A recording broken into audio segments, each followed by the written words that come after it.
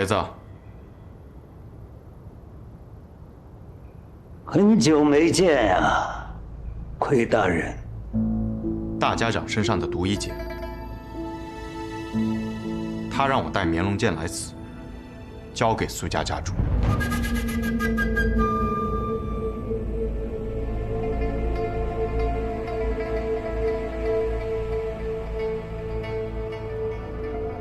什么条件？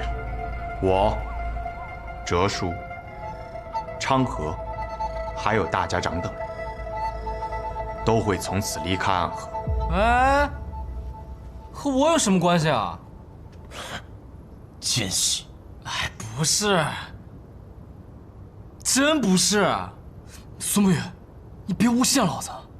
行了，你说的那个等人，究竟是些什么人呢？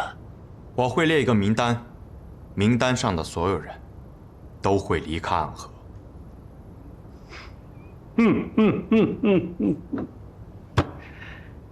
你是想解散暗河？想留下的都能留下，想走的都可以走。我只是希望给每一个留在暗河的子弟们一个选择的机会。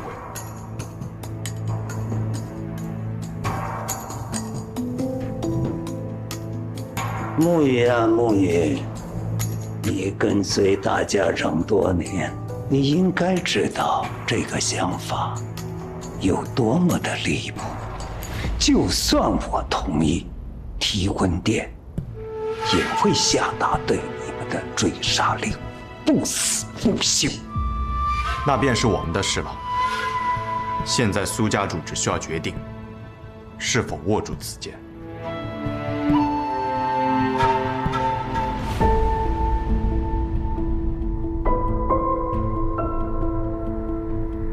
家主，现在不是执掌绵龙剑的最好时机，苏沐雨的条件可不能答应啊！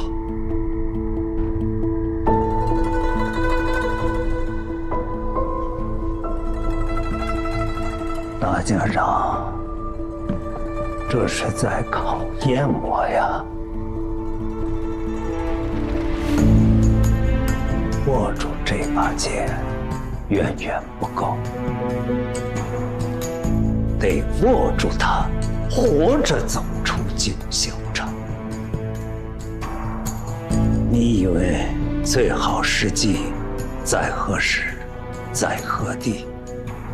机会从来都是转瞬即逝，所以只有握住它，就是最好时机。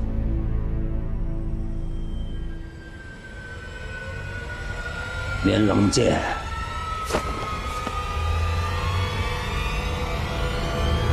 我取了。慢着！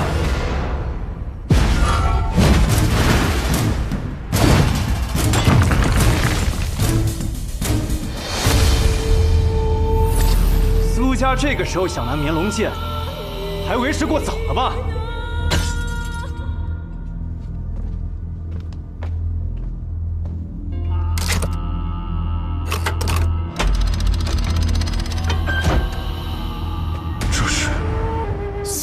关穆慈陵，穆家穆慈陵，和穆子哲同为前任穆家家主的亲传。他当年从大家长那里偷走了阎魔长的秘籍，偷偷修炼，结果把自己练成了一副人不人鬼不鬼的模样。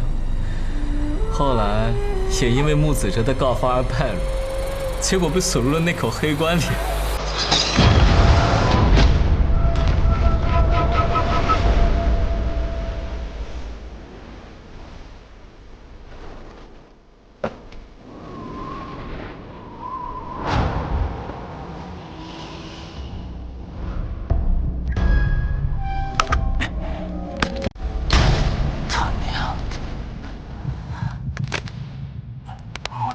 这个死人啊！给老子滚出来！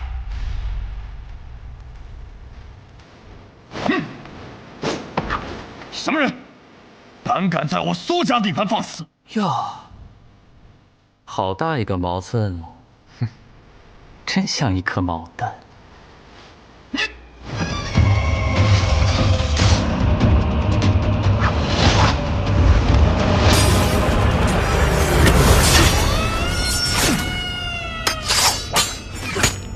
疯了，居然把这样的家伙给放出来。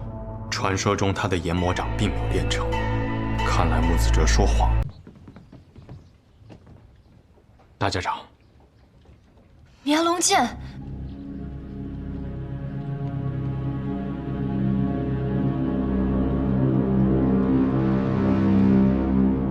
绵龙剑怎么会在这儿？暗河历任大家长手里都掌握着2把绵龙剑，2把剑由同一块云铁铸成，唯一的不同是我手里这把剑还藏着暗河的秘密。交给你的那把剑，若是苏晋辉当真能握住，那就等他平定了暗河的动乱，届时我会将这把剑也交给他。如果他握不住，那么那把绵龙剑必将会彻底燃起3家家主的野心，而这些人终将会被他们自己的野心所吞噬。只有当他们退了，那些更有希望的年轻人才有上位的机会，才有摆脱控制的可能。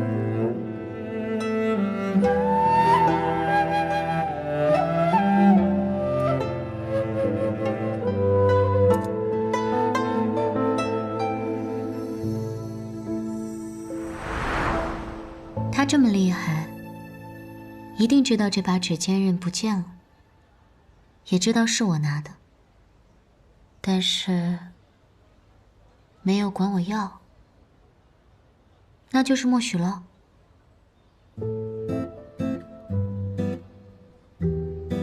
那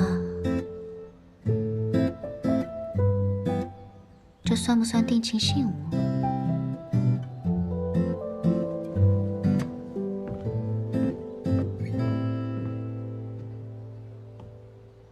你醒了？你怎么才回来啊？出去这么久，我都要饿死了。好了就自己下楼吃饭。谁说我好了？我还需要人照顾呢。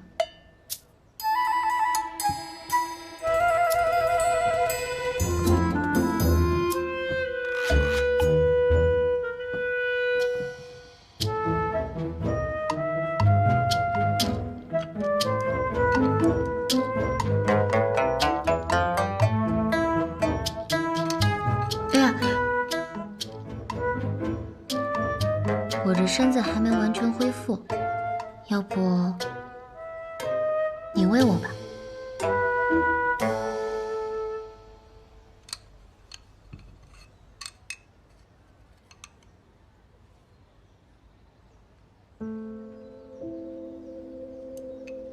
今日怎么对我这么好啊？好好吃饭，别说话。我知道了，你要走了。我迟早是要走的，更何况你的伤也好的差不多了。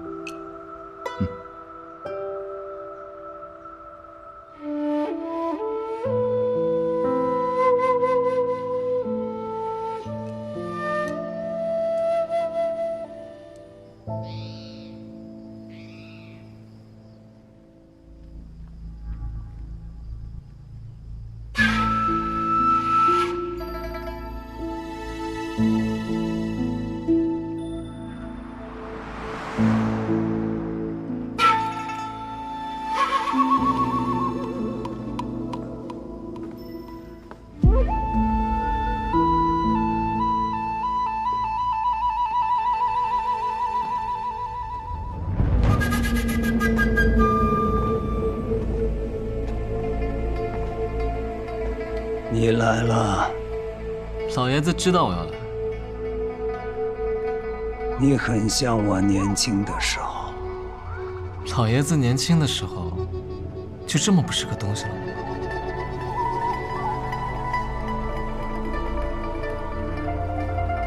你似乎很不喜欢表现出自己最真实的样子，是怕被人看穿吗？以前的你一直被我压着，不敢冒头。如今我的锐气已去，是不是觉得自己的机会到了？老爷子既然这么喜欢算计人心，那不如算一算，我进来是打算做什么？你想要苏家家主的位置。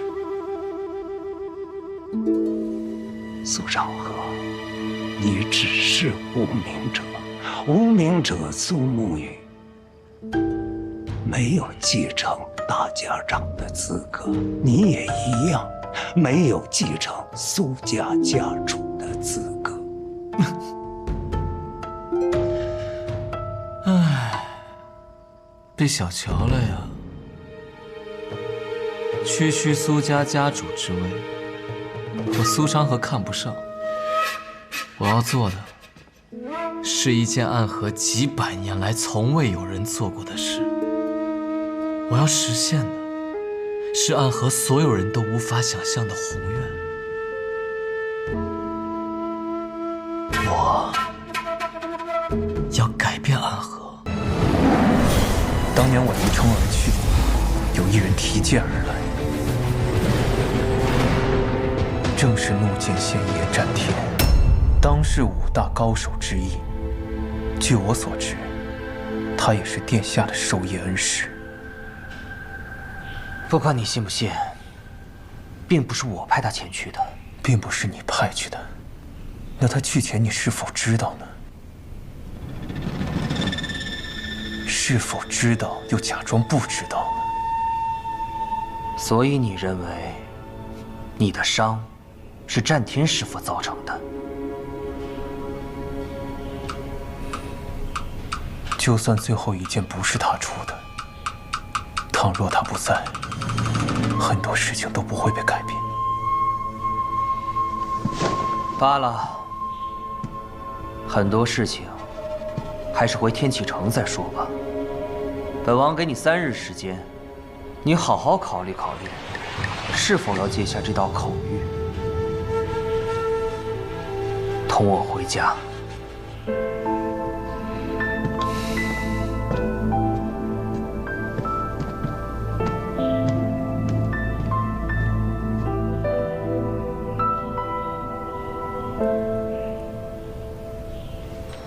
殿下，我在外面都听到了，这萧楚河如此大逆不道，直接上报陛下，让陛下收回成命，然后再重重治他的罪。桑明，这些话你只能同本王说。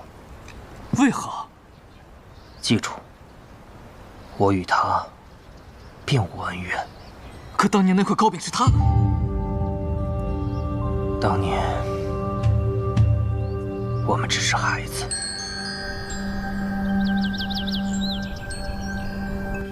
最近雪月城还真够热闹啊！是啊，先是有人闯进登天阁顶问见雪月剑仙，再有这百花会，如剑仙亲临礼赠四方，再加上这比武招亲，把尊贵的白王都给引来了。可你知道，我是个不喜欢热闹的人。哼，那感情好啊！你现在就去替我把白王给我赶出去。这有何难？当年我一剑逼得他老子都跟我立约，一个王爷罢了。我去就回。开玩笑，开玩笑呢，你何必当真呢？你干嘛总是把雪月城满城上下的脖子全给提起来呀？这个白王啊，他来只不过是想带走一个人。消息传得还真快，既然皇帝想让他回去，应该已经赦免了他的罪，这是好事啊。其实萧瑟最想赦免的不是他自己的罪，而是琅琊王的罪。这不可能，琅琊王案当年已经是个死案，明德帝不会愿意做出任何妥协。是啊，这是一个死局啊。叶姑娘，叶姑娘，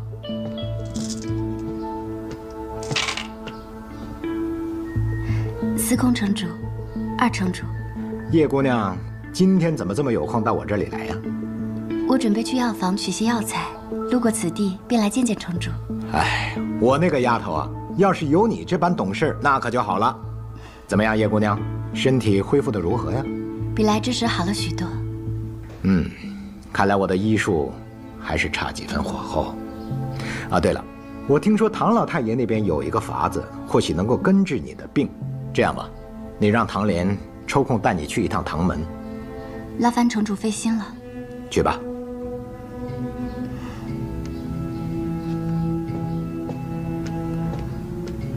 他已经在外面听了很久了。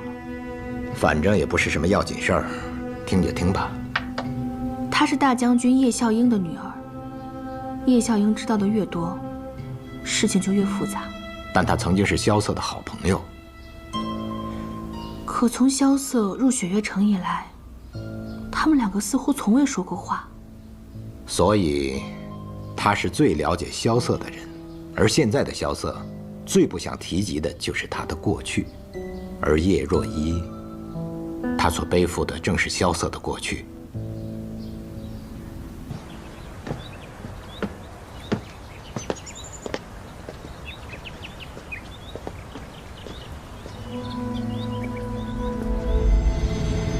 晨光幽谷乡，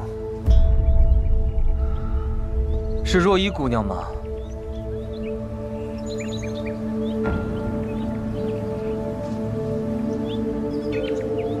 许久未见了，二皇子殿下。若本王没有闻到叶家独有的晨光幽谷的香味，那么若依姑娘是否打算就这么走过去了？我已很多年没有见过殿下了，方才觉得面熟，却也不敢相认。我听说若依姑娘一直在城中养病，身体可有好一些？司空城主医术高明，若依的身子比以前好了许多。那便好，你与楚河自幼交好，能在此城中重逢，应该是很开心的事情吧？啊，楚河哥哥，他不是失踪很久了？哦，你没见过他吗？我向来一人独居在这别院中，平常从不与城中人来往。今日是过来取些药材的。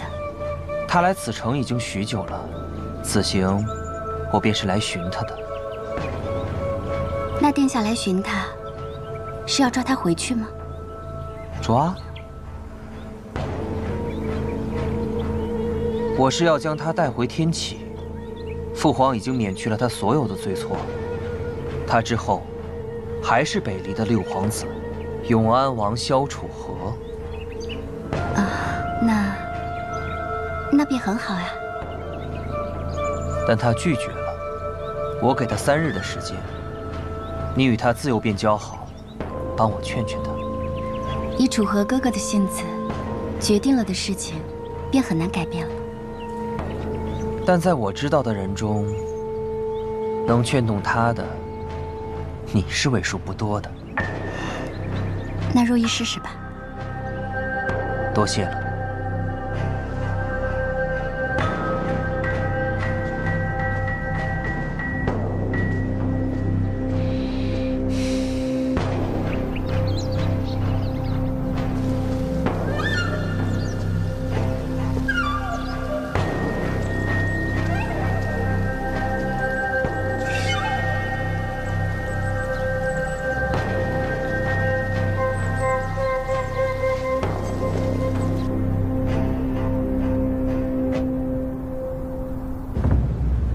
你已经知道姑派人去找楚河的事了？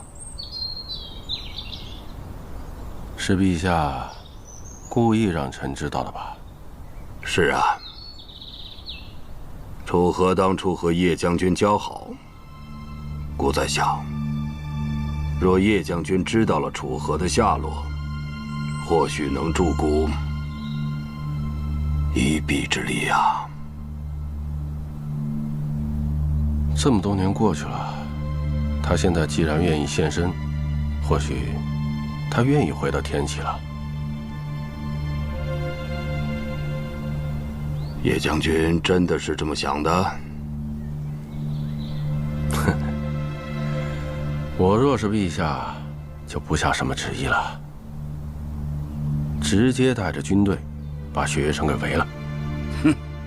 哼，这确实是叶将军的行事啊。可是孤害怕逼得太急了。哼，以那孩子的性子，他又要对抗孤了。唉，这几年。孤禁不住总要想起过去，对楚河的愧疚，也是越积越多呀。偏偏这孩子又是个倔脾气，孤没有找他，他竟然4年消失得无影不踪。孤害怕错失这次机会啊。孤想要把楚河带回宫里的事。怕是瞒不了多久，还需叶将军替孤多费心了。是，陛下放心。退下吧。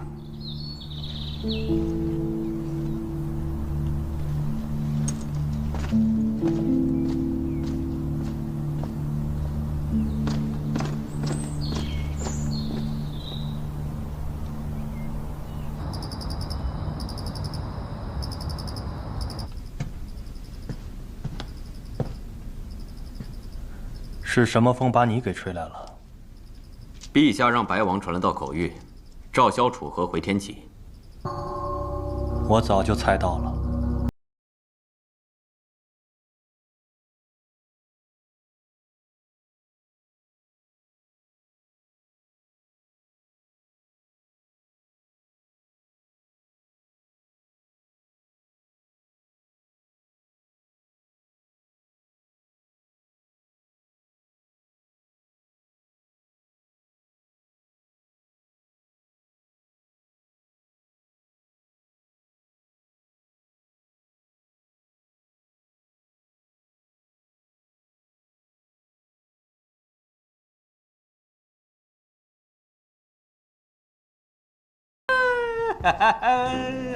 哎，我只是说影响，又没说指定。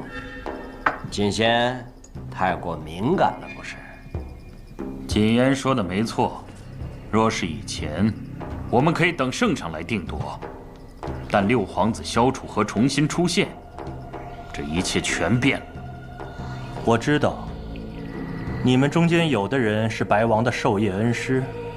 有的人是赤王的门中贵客，萧楚河的出现对你们来说是最大的威胁。嘘，你不该在未和我们商议之前就把消息告诉陛下，更不该还没搞清楚那个人是否是真的萧楚河的情况下，没错。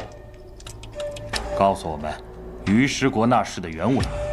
那人是萧楚河的可能性，究竟有几分？你们没有这个资格。嘿，皇子之事，岂是尔等可以随意议论的？大见。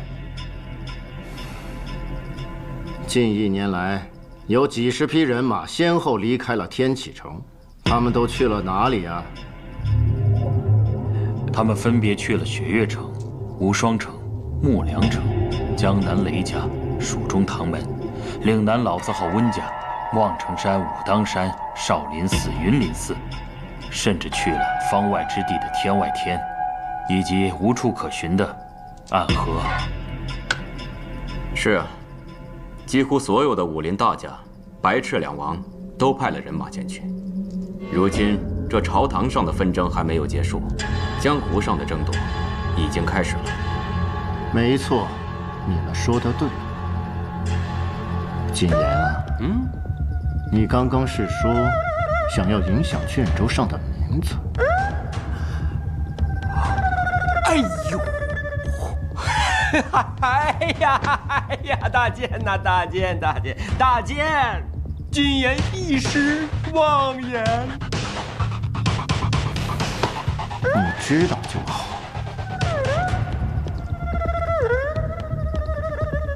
我知道，你们各自都有各自的心思，但是武大剑以圣上的圣意为准，圣心难测，伴君如虎，知足不辱，知止不殆，方可长久留存。如果谁想不明白这一点的话，那就趁早退出武大剑。属下不敢。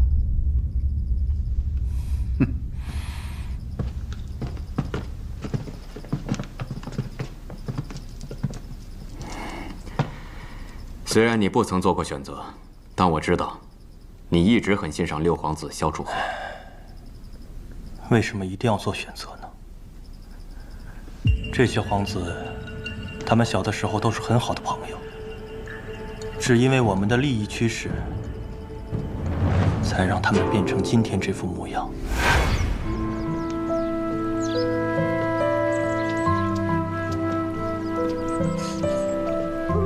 哇！我的书！二哥，我来。楚河，你小心一点啊。嗯。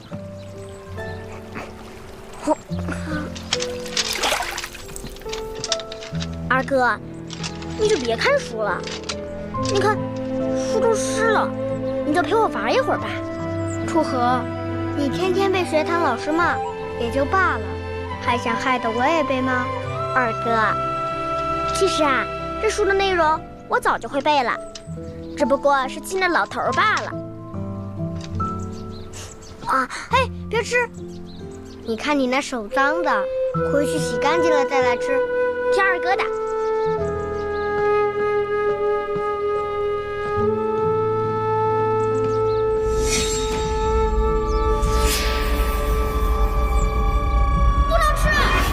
不能吃！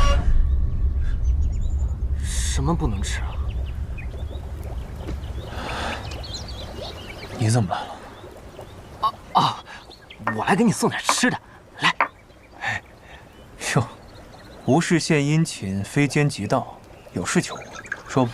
哎呀，没事儿，我就问问你，那个王爷找你什么事儿啊？尹长老说你们还是同窗呢。叙旧闲聊，没什么正事。行，你有秘密瞒着我们也没事儿，你不想说，我就不问。那个，比武招亲好不容易结束了，一桩大事了结，要不去城里逛逛，散散心？说正事。我好久都没见叶姑娘了，我想你陪我去串串门呗。没出息，你自己去找她呗。我多不好意思啊！司空千洛跟他是好朋友，你找司空千洛。前段时间我去找过了，他不在。哦，我听明白了，你是走投无路了才想起我来了是吧？不是，萧瑟，你就陪我去一趟吧。你昨天那洒脱劲儿去哪儿了？你把这些都吃了，咱们再聊。啊！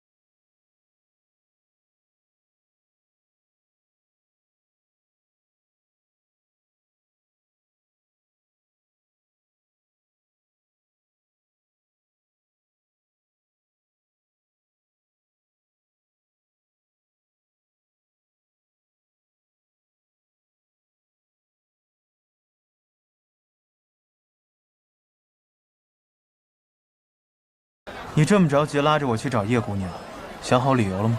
要什么理由啊？你就路过此地，有些口渴，讨口水喝。你若只想讨口水喝，那你可有口福？啊？什么意思啊？上好的红山朱颜，配上苍山上化开的雪水来烹煮，这味道……哎呀，听不懂，听不懂。也是，对牛弹琴。哎呀，哎，果然是好茶。对了，若依姑娘，昨日有没有见到楚河？见到了，不过他跟从前相比，似乎有些不一样了。哦，哪里不一样了？以前他说话总是朗声高语，眉眼飞舞着，似乎对这世上的万事万物都有着绝对的自信。可如今的他，变得沉默懒散了不少。是啊，楚河是变了不少。那他有没有和你说说，这些年他都去哪里了？他说他开了一间客栈，在一个背靠青山、面对绿水的地方。若依姑娘，我和萧瑟路经此地，进来向若依姑娘讨杯茶水喝。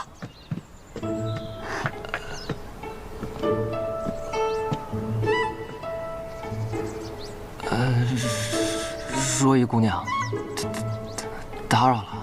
小兄弟，不必客气，坐吧。哎，敢问这位小兄弟尊姓大名？哦，在下是江南霹雳堂的弟子，刚拜入雪月剑仙门下。原来是雷门弟子啊！你干脆把你生辰八字也报出来算了。你也来了？路过，陪这位小兄弟讨杯茶。啊，有的有的，只不过我这煮茶的手艺有些生疏，怕不是浪费了这上好的红山朱颜。哎，我不怕糟蹋，反正我也喝不出来。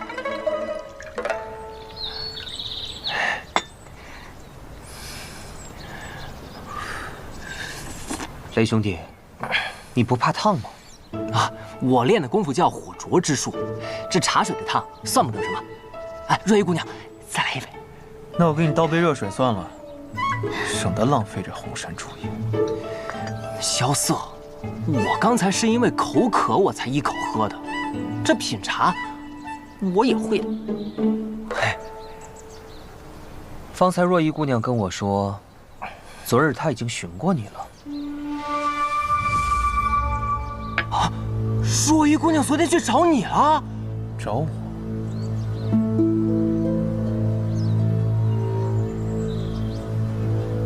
哦，昨天若依姑娘也路过我的小院，也进来喝了杯茶。顺便问了一些我关于天启的事。那便好。若依姑娘一个人在雪月城，作为天启城的亲人，就应该多关照关照。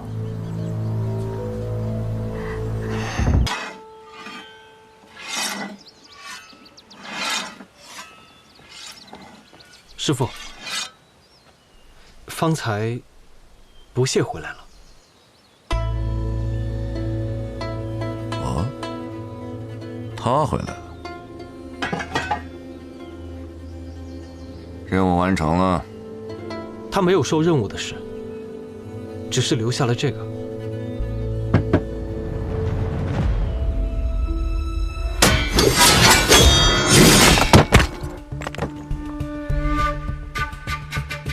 他和苏沐雨对战了，这便是他寻到的第8刀。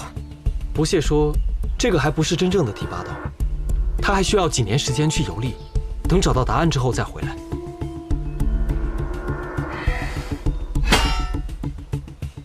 他疯了！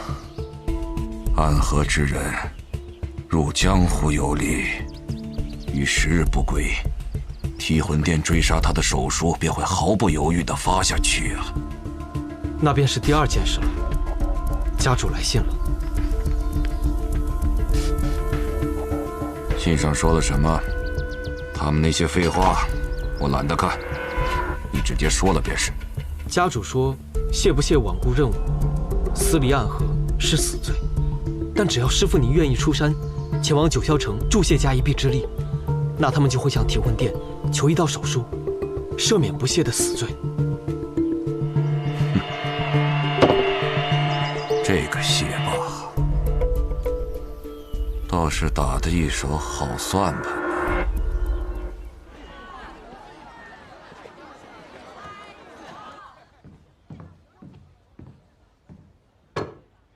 喝药了？喂我？怎么？伤人者喂被伤者一点药，怎么了？没讹上你一辈子，就算不错了。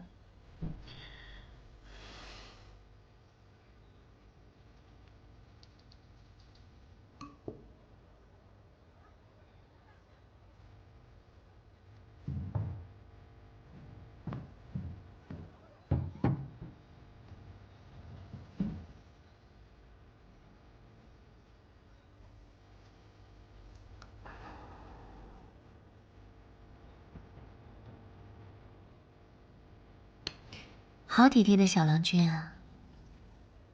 你这么拖着我，不是什么好办法。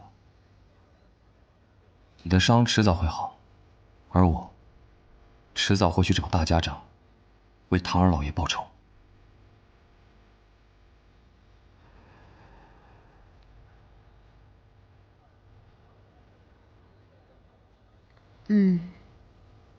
好苦的药啊！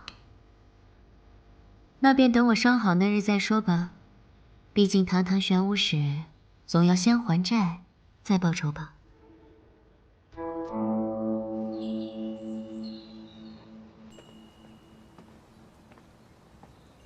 哲叔，昨天你们那个声音真的是太响了，我都听到了。你真的想当大家长吗？哲叔觉得呢？不行。要是我那个女看上你的话，绝对不行。要是没看上的话，那倒是可以。哲叔说笑了。主朝外面传来消息，谢繁华死了，长河杀的，穆伯也死了，我杀的。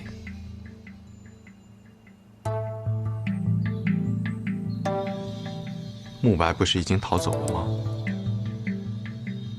所以你觉得呢？是长河干的。穆青阳暗地里加入了长河的势力，在他的安排之上杀死了慕白，嫁祸于你。哼，这个卵子，连我都要算计。他一举杀死了两家少主，看似重创两家，实则是将祸水引入苏家。这场暗河之乱，已经从三家争相杀死大家长，夺走绵龙剑，变成了一场乱战。这世间最大的利益，往往从最大的混乱中获得。昌河部的局，已经到了最后。我早就应该猜到了，他并不是在帮苏家主办事，他自己就想得到绵龙剑。可即便握住了绵龙剑，也不是结束。事情从来都没有昌河想象的这么简单。哦，看来你苏沐雨也有属于你自己的计划。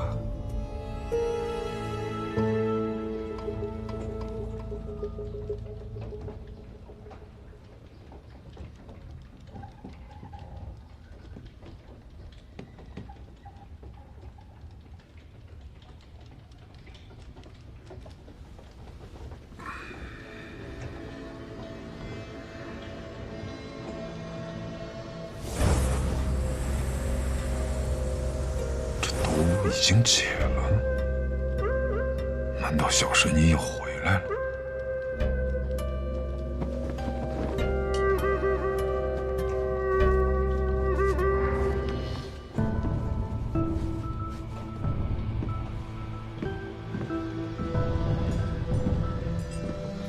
许久不见，大家长。阿哲，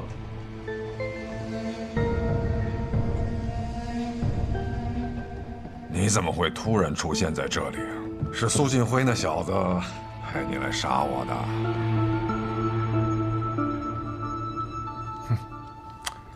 多年前，我也曾为大家长拼死一搏过。如今再次重逢，大家长居然讲我是来杀你的。哎呀，真是让人伤心啊！难道不是吗？原本是的，但我那个女将啊，收了钱就要把你治好，我听她的。你女儿？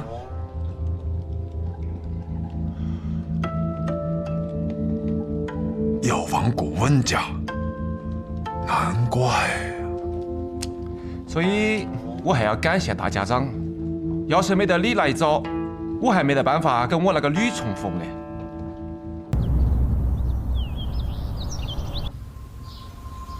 这凭什么让我做朱雀啊？听上去好娘啊！我要做青龙。不行，青龙是我的。哎呀，好了好了，就是个代号，朱雀怎么了？长风，你看啊，连月他抽了个王八，也没说什么呀。我想揍你！阿爹，啊，阿爹，千洛，你找我来，坐。萧瑟这次帮了你那么大的忙，有没有谢过人家？谢过了。你女儿我这点礼节还不懂呀？是我的乖女儿。哎，千洛，你说萧瑟这臭小子平时处处跟你作对，可是这次你比武招亲呢？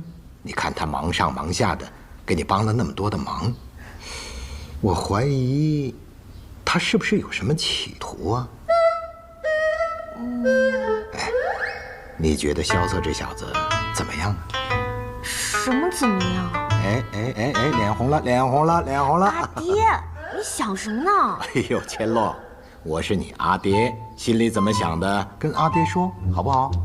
啊？哎呀，好精致的令牌啊！爹，你从哪儿来的？是不是要送给我的呀？送给你，当然可以了。不过你一旦拿起这块令牌，你可要承担很重的责任了。什么责任啊？说起来话长啊。若依姑娘，本王所托之事，还请多费心。若依记下了。那本王就不打扰各位叙旧了，告辞。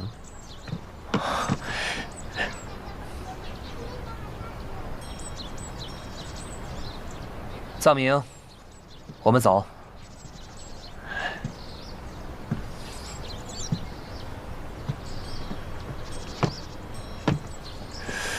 萧瑟，那白王的部下好像不太喜欢你啊。谁知道呢？可能我们合不来吧。你喝完了吗？喝完咱们就走。不妨多坐一会儿吧。对嘛，若依姑娘都邀请了，咱们就多坐一会儿吧。对了，我昨日去药房取药，听到他们在讨论登阁的事情，不如你们给我讲讲。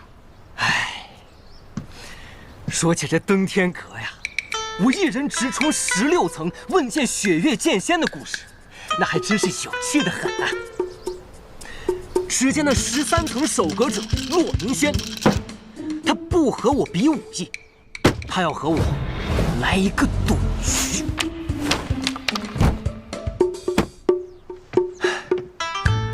还有我见到我师叔之时，我用尽了雷门所有绝学，还有我师傅给我的那一柄纱布剑。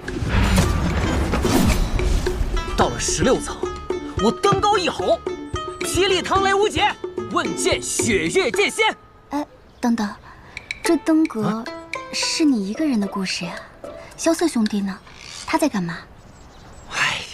他呀，他在跟千洛师姐捉迷藏呢，还去算了个命。对，算命？算什么命？对呀，萧瑟，你算命算了个什么呀？我算了一件事。什么事儿？龟。龟。那结果如何？没有结果，因为算到一半，我后悔了。既然你都去算了，为什么不问结果？因为后来我发现，我要算的这件事，我一直都不在乎。那你在乎什么？他肯定是在乎钱啊！那望城山的掌教弟子算一卦得多贵啊！你说的对。啊，还真是因为钱啊！你这登天阁的事迹也讲完了，咱们走吧。真是3句不离走。行吧，行吧，若依姑娘，那我们就改日再来看你了。日日来也无妨的，我这院子里冷清，你们来了还能陪我说说话。行，那我明日就来。不，明早就来。走了。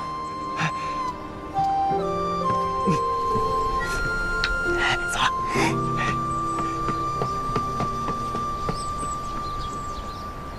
龟。当年北离朝中皇子争斗，整个天启城无比混乱。琅琊王召集了4名绝世高手，组成了天启4守护，誓要重安天下。阿爹我便是其中的朱雀使，最终我们成功了。我明白了，就是说当年阿爹你拿到这块令牌时，就承担起守护天启的重任，而如今天启安稳了，王朝也换代了，所有的守护使也要找新的传人，而这个新的传人，将要守护的，就是6皇子萧楚河。千洛，你能够承担起这份责任吗？我的女儿就是聪明，3言2语就听得明明白白。那我现在就决定，这块牌，我拒绝。我记得从我出生的时候，阿爹就没去过天启城吧？没有。那自然，你也不知道萧楚河了。可那萧楚河是琅琊王所看重的，他……我不管他看中的人是谁，我司空千洛若要守护，只会守护我自己看中的人。你，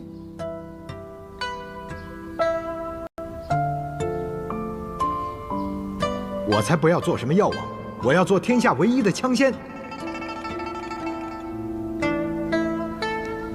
唉，阿爹，我记得有一位大师跟我说过一句话：少年人要有自己的江湖。